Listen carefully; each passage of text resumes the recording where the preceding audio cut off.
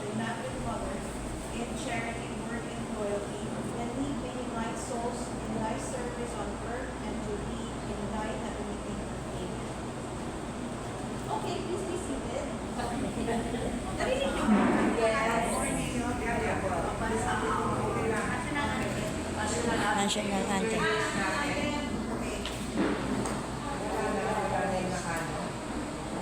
Prayers.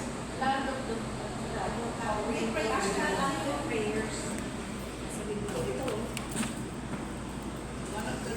Tayang matilig, Perlas na silanganan, alab ng puso, sa dibdib mo'y buhay, lupang hinirang, diyan ka nang magitin, sa manlulupi, di ka kasisilit, sa dagat at bundok, sa simoy at sa langit mo'y bunghaw, may dalang tula at awit sa paglayang dinamahal, ang isa ng watawat mo'y tagumpay na nagniningning, ang bituin at araw niya kailan mamarin matibibig, lupa ng araw ng walang hating pagsinta, buhay langit sa piling mo, ang ligaya ng pag may makaakit, ang mamatay ng dahil sa'yo.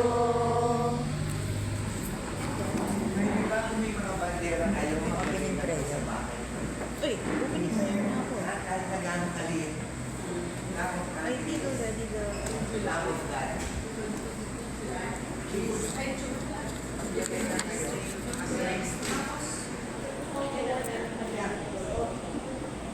Order, in the absence of Chavito Barreto, I'm Nadine Navarro as the first Vice President. So I'll be the OIC because she will be on leave until we don't know when. Okay? And then Diocesan Board, si Alma is not present. Si Beatrice Manigat as the Secretary. The Unit Treasurer, Jane Barreto, Jane Otero, and then we have Evelyn Sompilio, Ellen Urshon, Sofia Sapio, Caro Teves, Merlin Macaminay, Vilma Pepito, Dolores de la Cruz,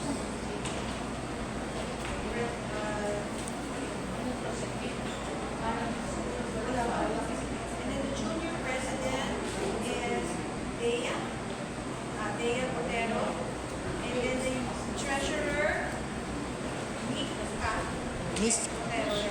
Mishka. Kasi yung president na yan. Yes, siya. Yan.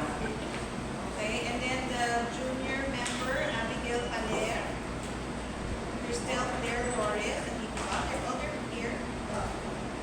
And then Cristaline Taiza, Giselle Maglagunta.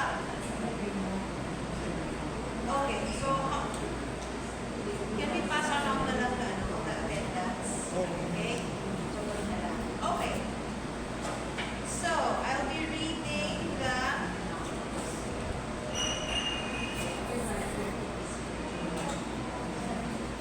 President's report na. Ay, Secretary report ako. The Secretary's